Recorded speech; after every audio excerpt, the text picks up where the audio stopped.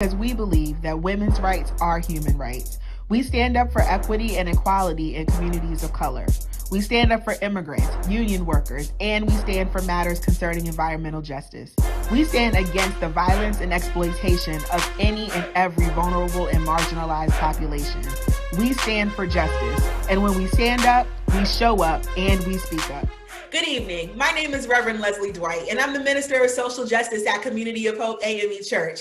I want to welcome you to another installment of the Hope Activism Institute's training. It's my honor and my privilege to also bring you greetings on behalf of our pastor, Reverend Tony Lee. Listen, it is not often that we bring back a special guest, but it's my privilege to invite you to tune in tonight as we have as our special guest, Nicole Tisdale. She is the founder of Advocacy Blueprints, and whether she's working with individuals or clients from Fortune 500 companies, her goal is to help accelerate policy issues, increase advocacy efforts, and help individuals and organizations create the change that they want to see within their organization or communities. She's also the author of The Right to Petition, and today she's here to help us make the ask. We're talking all things advocacy, outcomes, and efforts. So tune in. You don't want to miss these tips and tidbits for making the ask. So we are so excited to have with us tonight Nicole Tisdale, and she's going to help us expand the conversation that we've had around advocacy. What is it? How does it work? And how do we do it in such a way that we actually reach our goal? Nicole, welcome. Welcome welcome back to the Community of Hope. I think last time we had you, you were live and in person at COH. How you been? I've been well. The difference a year makes. Right? But thank you so much for having me back again. I had such a great time with you all doing the advocacy training and then staying for the service. It was like a warm hug the whole time I was there. It was great. Well, I'm so glad that you enjoyed yourself, but you got grave reviews when you came the first time. And so we are so grateful that you gave of your time to come back to finish this dialogue with us about that work of advocacy. So look, by the time this airs, it's March. It is Women's History Month. And I don't even want to relegate it to a month, because if we're going to be quite honest about it, this has been the year of the woman on many fronts. So my first question to you is, who's your Shiro? Oh, who's my Shiro? That's such a good question. Well, so I'm like a total geek about advocacy and policy. So I would say my Shiro is probably Congresswoman Bunny Watson Coleman from New Jersey. I love her because I got to work with her when she first got to Congress, but she's a longtime policymaker and a lawmaker, a public official. She had served in New Jersey before she got elected to Congress. And I like her so much because she teaches as she makes policy. And as someone who is teaching advocacy, she kind of speaks my love language. Right. But I love how focused she is in terms of doing the things that are going to help the people who need it the most. And that is how she deduces her policy stances. That's how she decides how she's going to go forward.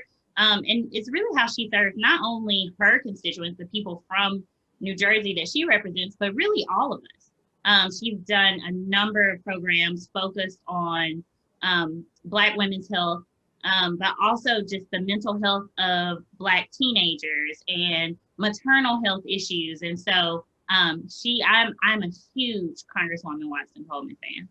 Yeah, absolutely. I've had the privilege of meeting her once or twice, and I love her. She's so gracious, but you're right on point with, her ability to do policy making that keeps in mind like women, and even in particular like Black women. So she is, I understand, I co-sign on the fact that she's a Shiro. And if I had to talk about my Shiro, I think one of the people that I've lifted up, even in the other segments, you might be able to relate to this because she's a Mississippi girl, but it's Fannie Lou Hamer. And the reason that I love her so much is because she wasn't a politician necessarily. and that her advocacy efforts were birthed out of her experience. And so just like we're talking to the people today about, advocacy, her passion was driven out of the life that she lived, the struggles that she endured for herself and for her family. And I'm just inspired by that you don't have to have all the degrees, you don't have to have all the political connections, you don't have to be favored by certain people, you just have to have the drive to want to make a change. So for that, she went down in the history books, but she put a little stamp on my heart because she is like somebody that I admire. I'll say it like that. Yeah, I think she's a wonderful example. Like I guess we should tell folks that we're both Mississippi girls. Yeah, yes, we are. but I will also say with her, I don't know if people who are listening are familiar, but one of the things that she advocated for is financial resources and stability for Black people in the Black community in Mississippi and abroad. And she had this program, the Pig Bank, where she would give Black people, like they would raise money as a community, buy someone a pig so that they could start farming. And as somebody who grew up on a farm in Mississippi, I tell people that, I'm like, we didn't have a lot of hogs, we didn't have a lot of land, but we are the product literally of the pig bank. And like the idea of that is like, if we give a family a pig, we can take care of a whole family because you can raise that pig, you can grow that pig, you can get some land, you can grow other things. And I think that's a really great example of like, your advocacy can be something you do every day and you can pass that along for generations. Absolutely. Absolutely. And so that's a real good segue because I think there is this piece where we talk about advocacy and we talk about the legislative piece and we talk about the economic piece, but she did the service piece that kind of accompanied the advocacy piece. And I remember that whole pig bank thing. And I believe that there are other models of service that were kind of modeled after that. I'm thinking about like even in like my own sorority, like some of the programs that we've done in different countries in Africa that, you give women, grain grinders and things like that, things that allow them to make their own, economic resources come into their own household. Like I'm gonna walk away from that. But I guess my point is that advocacy you're right, is more than just policy, but sometimes it's what you're doing, like in your own community. Yeah, so it is literally, especially as your congregation can appreciate too, it is literally teaching a man to fish, right? Like it is this concept of if you teach people skills, like what we're about to talk about today, we're going to talk about general advocacy. And if you are very passionate about racial and social justice, then you can use those skills for that. If you're very passionate about the environment, you can use the skills for that.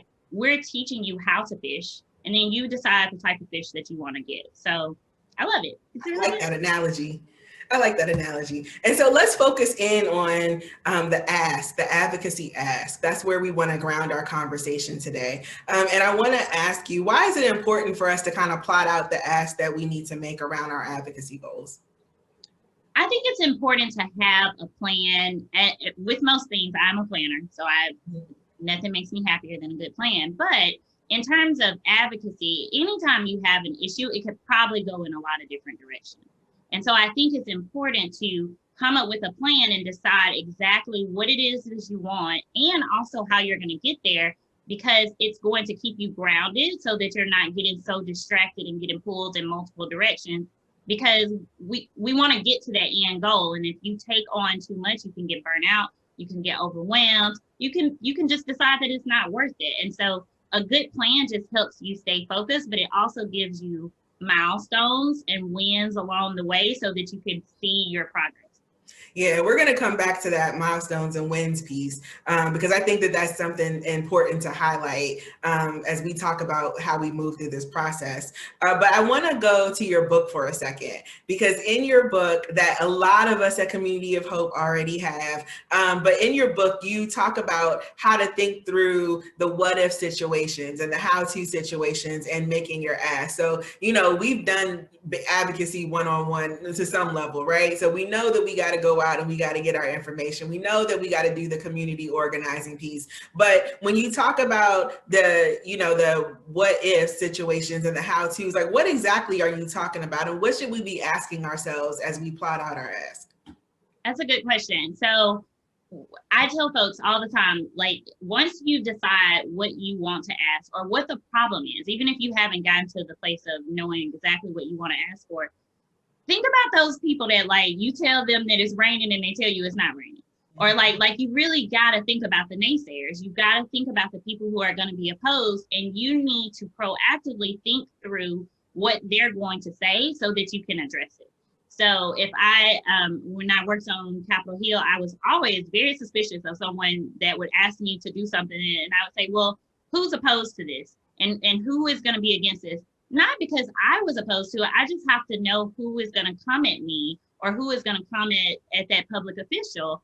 And people, anytime someone said, oh, no one's opposed to this, I'm like, now, I'm not saying that's impossible, but that's not likely.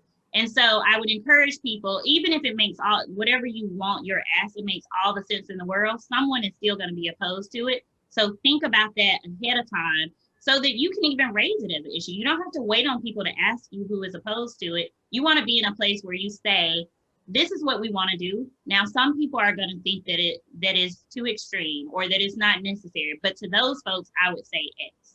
And so it's really about you trying to get into figure out where people are going to poke holes into your plan so that you can already have the tools that you need to plug the hole. Like, we're not trying to have people ask you one question and the whole ship goes down. Like, we got to make sure that we are ready for that kind of stuff. We got to play offense, not defense. Is that how it goes? That reminds me, like, I was recently in this current year, this legislative season, I was working on a local piece of legislation. And, I asked that same question of, like, one of the lobbyists that was trying to get me to come on board with some legislation. I was like, who's the opposition? And then they were struggling to tell me who, the opposition was, but eventually they were able to tell me who the opposition was. And I was like, well, why are they opposed to the legislation? And I had to do my own research too to find out who the opposition was, because it's not just the legislators. You want to know in the community, in the industry, that's impacted by whatever it is that you're advocating for, like, what is their stance on it? And does their stance make sense? Because sometimes the opposition has some really good points, right? And that doesn't mean that your point is wrong and what you're advocating for is wrong, but to your point, you want to be able to build up your argument so that kind of stuff doesn't catch you off guard. And you want to know who's on your side, because I think part of your advocacy work is directed by not just, garnering the supporters of, who's already going to align with your goals, but trying to sway some people, know who's on the fence, right? And be able to kind of, target your work so that when you're making your ask, how to frame, your question. What I'm going to say to somebody that I know is a supporter is going to be different to somebody that I know is either on the fence or opposed to, whatever I'm advocating for. Yeah. And I'll say this too, when you think through who might be opposed to it, it also makes you, as you point out, you may not be opposed to some of the things that they are suggesting, but it also gets you to start thinking through where you might be able to compromise. Right. Very rarely are you going to get all of the things that you want. And so once you start looking at who else is opposed to it, you can start thinking through, like, I could get down with that if they tweak a little bit here, or if they change a little something here. And so it gets you into a place of negotiation, which is what a lot of advocacy is about. Right. It's not an all or nothing situation. Exactly. All or nothing situation. So I want to take this conversation a little further, because one of the things you talk about, you talk about 3 facets that we should consider before we make an ask to the legislators or their staff person, because you won't always get face-to-face time with the legislators themselves. So what are those 3 facets that we should consider? So one of the first facets is timing. So I always want people to be realistic and aware of timing. A lot of the time, so we were just talking about Women's History Month, right? It's March. Right. That's a really good month to ask any public official to do anything related to women's health or women's education or girls in school. Anything related to women, this is probably a good month to do it, because the thing is, a lot of public officials are living on these calendars, right? And so they are also trying to show the community, of course, they work every month of the year, but here during this month, let's highlight all of the legislation. Let's highlight all the events that we're doing for Women's History Month or Black History Month. But we see this stuff, and it's like, we see this around Memorial Day. We see this around Veterans Day. And so timing is really important. And also when we're talking about timing, if you're going in front of some type of policymaking body or like some type of legislative body, you want to think through, like if you are asking for money for your community center, you want to make sure that they are actually at the point where they're considering money for community centers. If it's the day after they just passed the budget for the year, that might not be the best time, because they literally are just coming off of like, we just did this, like you should have been here last week. And so the timing is really important. The other thing that I would say is the messaging. It matters how you explain a problem, and it matters how you provide that solution to people. So I always warn people against saying that, well, the messaging is it's important, or the messaging is we need to do it right now. And it's like, okay, well, for most people, everything that they're advocating for is important. And so you want to be able to message in a way that it gets the attention, but it also captures and makes whoever the policymaker or the staffer that you're talking to feel engaged and want to help you. So I always tell folks, I'm like, make it easy for people to help you and make them feel like they are going to be empowered because they help you as well. So the timing, the messaging, and then the other thing is making the ask. You really do have to spend a little bit of time and sit down and figure out exactly what it is that you want. So if you want more money for a community center, you can say, you don't have to, I share this with people all the time. I'm like, you don't have to go get a degree in political science and become a lawyer on this kind of stuff, because you can make the ask in a way where you can say, I don't know exactly how to do this. This community center needs more funding.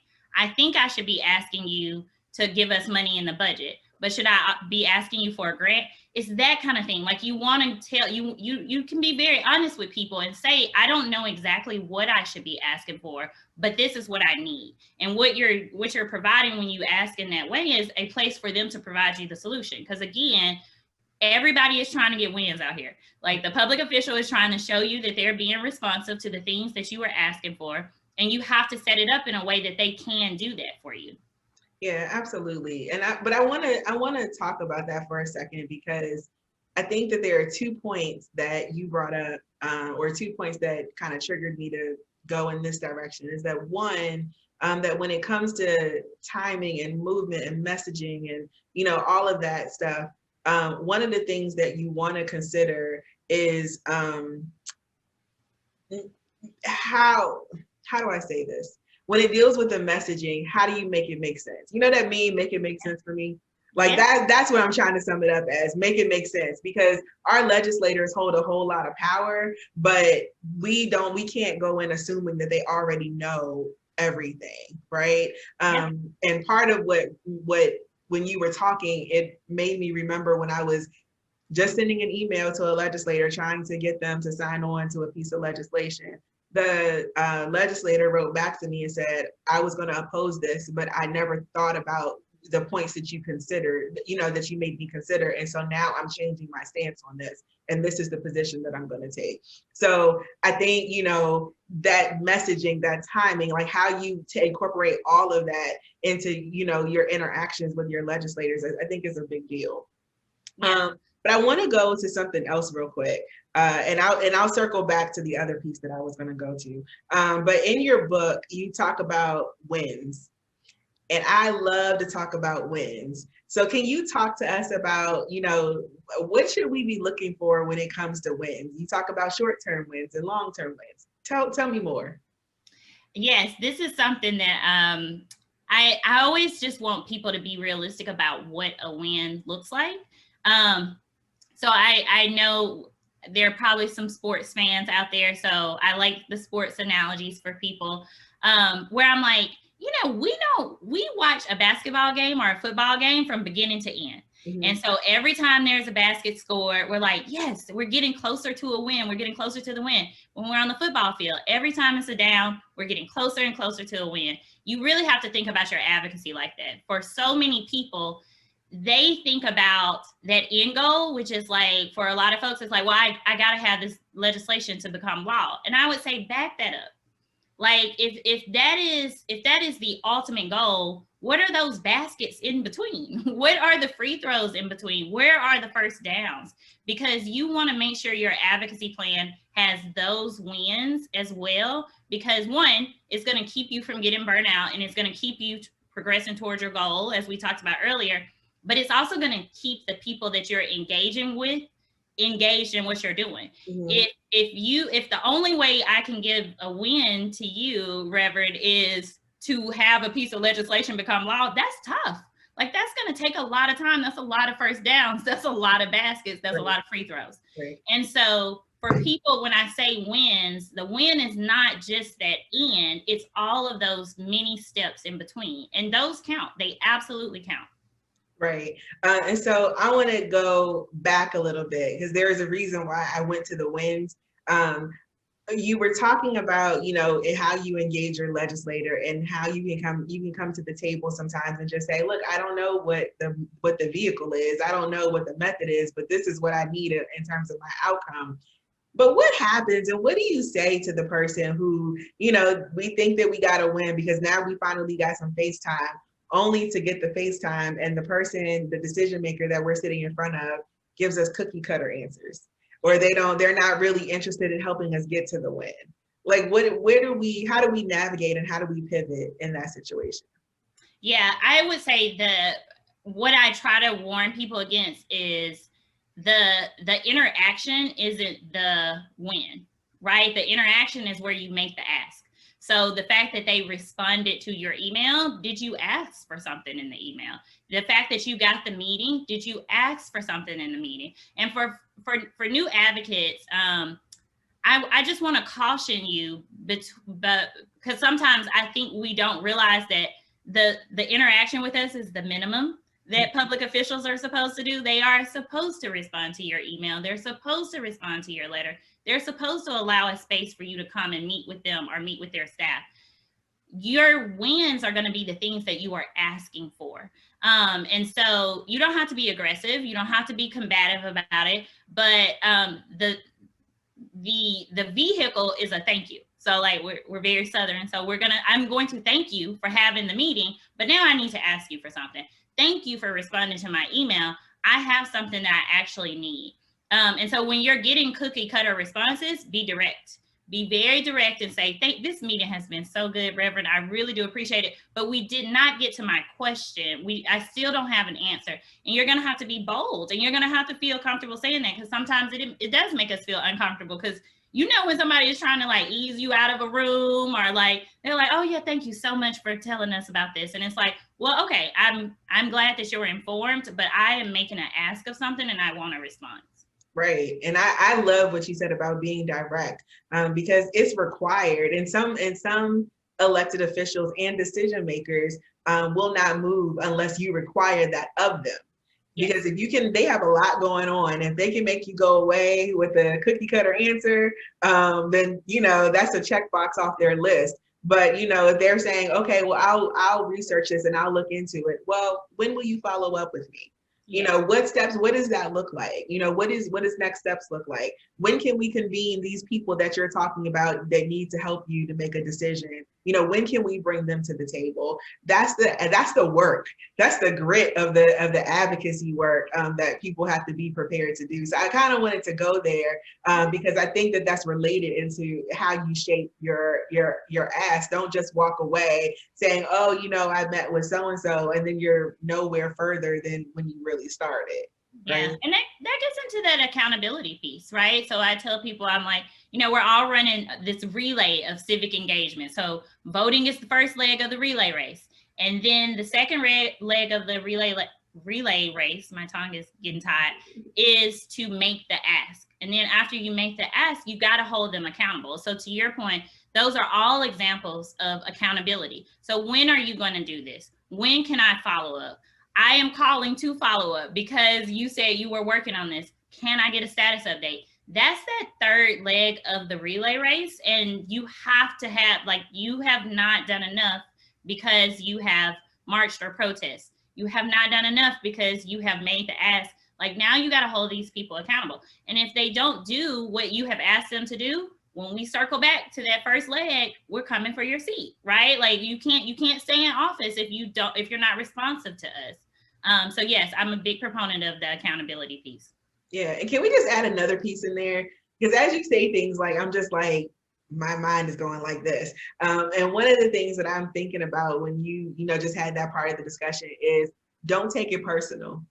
Like, when you have to be direct and you have to follow up and you have to hold people accountable, it can feel sometimes like it's very personal. And it's personal to you because you want to see an issue that matters to you through. But I wouldn't worry about, as long as you're being polite and you're being courteous, I wouldn't, if I have to call your office 3 times, if I have to call your office 5 times, if I have to go up the chain, and sometimes you will have to do that, right? Like, you'll have to escalate a situation. Hey, I'm talking to, this legislator. Oh, you're on this committee, but now I need to go to the chair. Oh, well, you know what? This side of the house isn't working for me. I need to go over here, right? So don't be afraid to, continue to pursue the cause that you're pursuing, because it's not personal, right? It's not an attack again. And I think we talked about this a couple of weeks ago. We had Reverend Stephen Green on here, and he went through the 6 steps of social change, nonviolent social change. And one of the things that he said when he was talking about reconciliation, he was basically saying that, this is never about an attack against the person, but oftentimes the things that we're advocating for are attacks against institutions that are basically harming our people. And so I don't know what the issue is that whoever is watching out there is going to pick up, but I think that it's key that we understand and underscore that when you have to pursue that, we do it in a way that's Christ-like and it's professional, but we're not afraid to hold people accountable, to be direct and to do the follow-up. So yes, I call that showing up with the sugar but keeping the vinegar in your purse kind of thing. With the analogies, or maybe we'll say hot sauce, because I do love Beyonce, so I'll like keep the hot sauce in the purse. Right. But yeah, I think that's absolutely true. And if you're struggling with that, because I know sometimes we do, like, people they feel like they're being too aggressive. Like, I've called too many times, and I'm like, just do the mental exercise. Would you still be calling? Would this still be a problem if I wasn't in charge, if the Reverend wasn't in charge? And if the answer is yes, then keep calling, keep doing it. This has nothing to do with the person. To your point from the earlier lessons, this is about policy change. Right. And if someone has decided to take on that position of being in a place of power and in a place of policy making, their job is to be responsive. And they also need to hear from you too. It's a very lonely space for some of these policymakers when they don't hear from people. Like, they're trying to make decisions based off what they think people want them to do. But if you are not advocating, which is nothing more than just using your voice to make change, they don't know what they should be doing either. And for a lot of them, they really do think they're making the right move. And then they do something and they get all this pushback. And it's like, well, you got to be a part of the process all the way throughout. You can't just wait until something happens and then try to get engaged. Right. So I want to go take a couple of steps back. We're doing a dance here. I want to take a couple of steps back, because one of the questions that I asked initially was about the importance of, being able to plot our ask. And as we've gotten into this conversation about the wins, the negotiation piece is coming back into play for me, because as you plot your ask, one of the things that's coming to mind is the fact that you should probably expect that there's going to need to be some negotiation along the way, right? But you can't negotiate if you haven't plotted out your ask, because you don't know what level you can concede. Can you talk to us a little bit more about that? Yeah, that's such a good question. Well, so the visual that I tell for people is, like, think about it like a mountaintop. So at the very top of the mountain, what is the thing that you have to have happen? Right. And then scale down from that, think about lower than that. What are all the things that you will take that will eventually get you there? And I tell people, I know most people don't want to actually draw the mountaintop and like do the exercise, but I want you to go through that exercise and have those things listed out, because in the true advocacy space, you're going to probably get to those things a lot faster and a lot easier than you're going to get to the top of the mountain. That doesn't mean you don't keep climbing. It doesn't mean that you don't keep pushing. And it is perfectly fair once you get one of those things to be like, you know what, Reverend, thank you so much. We really appreciate it. So I'm going to be back next week, though, because we still need to get to the top of the mountain. I still have this big ask that we did not make it to, but I really do appreciate all the work that you've done for this one. And so I really think it's important, and we've said it a couple of times now, but I don't think I can say it enough to people. Plot out everything that needs to happen along the way for you to get to that end goal, because it's going to also make you more open to the complexity, but also the time of that end goal. Right. One of the things that I want to, again, circle back to is when we're plotting our ask, one of the things that you talk about in your book is the information gathering piece. And you talk about a piece that we have not talked about yet when it comes to advocacy, and that's, researching the legislative history of the cause of the issue that you're pursuing.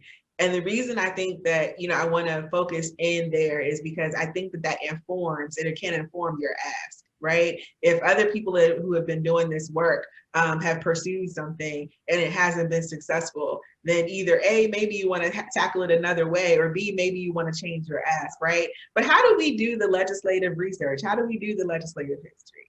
Yes, I'm going to save everybody a lot of time, and I'm going to tell you the easiest way to do this, because I don't want people to feel like you got to go to the congress.gov, or you got to go to your state legislature and you got to now learn how to read legislation in 60 and 200 pages long. The easiest thing to do is and we used to do this when we were on Capitol Hill too, because sometimes it is also the easiest and the fastest. You should put in the member of Congress or the elected official's name, and then you should put in as broadly as possible what you are trying to find out about them. Oh, so you should put in Fannie Lou Hamer, pig farm. You should put in Bunny Watson Coleman, Black women's health. The thing that you are trying to figure out, put that in the search engine and start from there. Because what you're going to see for a lot of people, it's going to take you, especially for elected officials, it's going to take you to their Facebook page where they were talking about Black women's health. It's going to take you to a speech that they made at another event or a piece of legislation that they've already done. Don't feel like you got to go take some crash course in legislative research or policy research to engage. That's also going to make it harder for you. And what you will also find on those searches when you set them up like that, you'll find your partners. You will find other people who have thanked Congresswoman Watson Coleman for everything she's doing for Black women's health or maternal health. You will see that the March of Dimes gave her a shout out on Twitter. But you will see with Fannie Lou Hamer that a lot of the Black economics trade associations or member organizations support that. And you will find your tribe. You will find the other people who are in the same space that you are, and it's going to be much easier because once you find your tribe, you can go to their website. They'll have a newsletter that you can sign up for. They'll have webinars where you can learn more about the issue so that you're not in this alone. Because the thing about advocacy is, at some point, you're going to have a coalition of people. You're going to have other people who believe in what you believe in. Figure out where they are early. And once you get associated with your tribe, to your earlier point, you can figure out some of that history too that you might not have been able to figure out all on your own. So yeah, I think the easiest way for folks, I'm whatever search engine you use, start there and don't make it super complicated. Just put in the official and the topic that you want to know about them and just kind of go from there.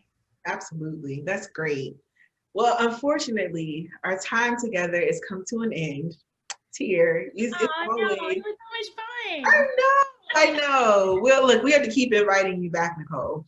Keep coming. So I want to end on a positive note.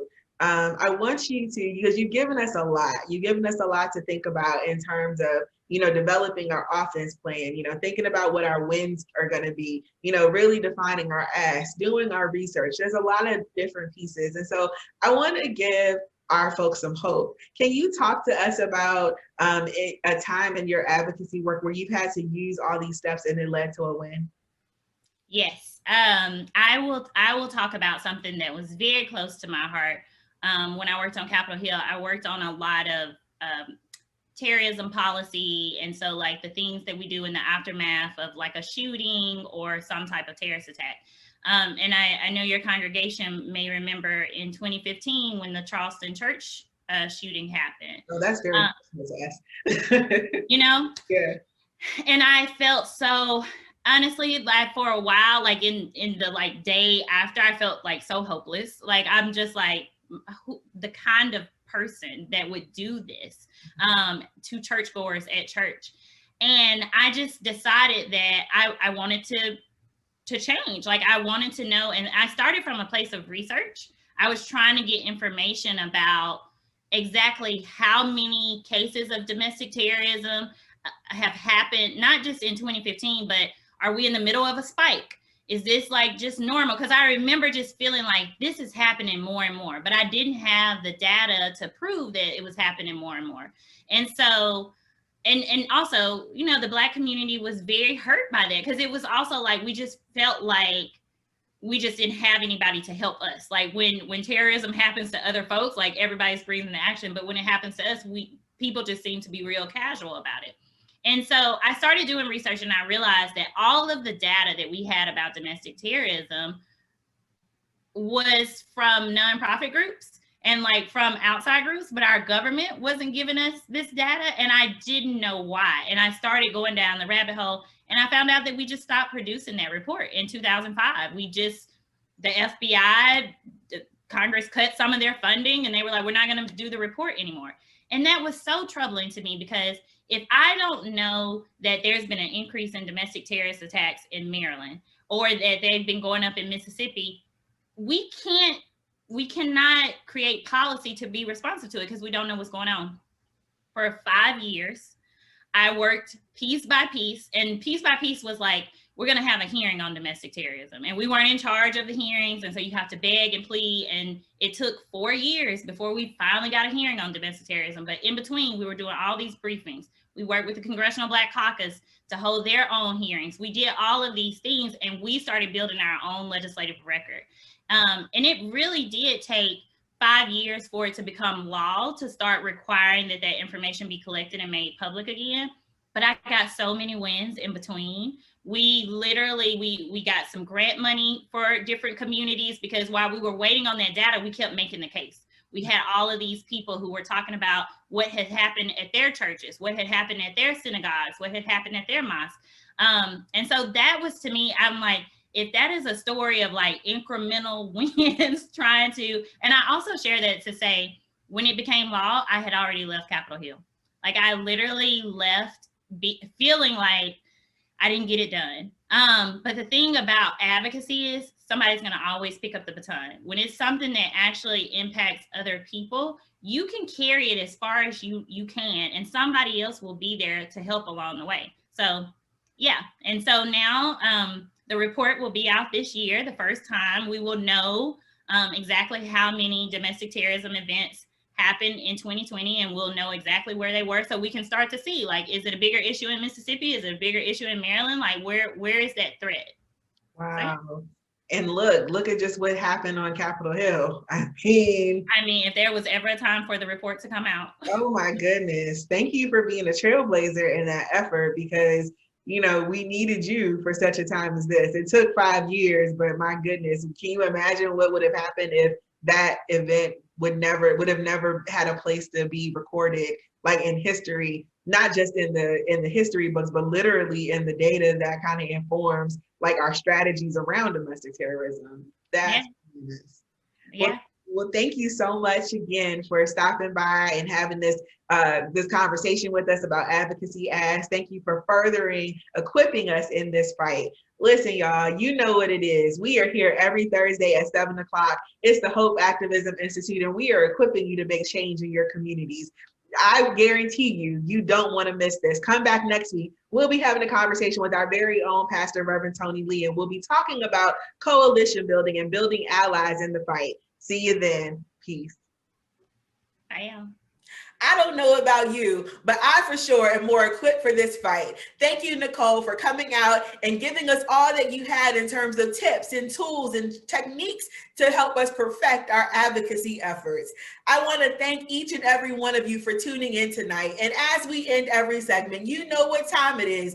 Every Thursday at 7 o'clock, you must tune in to get the next edition. But this next edition is a little special because this next edition is our final installment in this series. And coming to the table next week is none other than our very own pastor, Reverend Tony Lee. And we're going to sit down and have a whole conversation about building allyship and coalition building in this work. Phone a friend, share the video. You won't want to miss this. See you next week. Peace.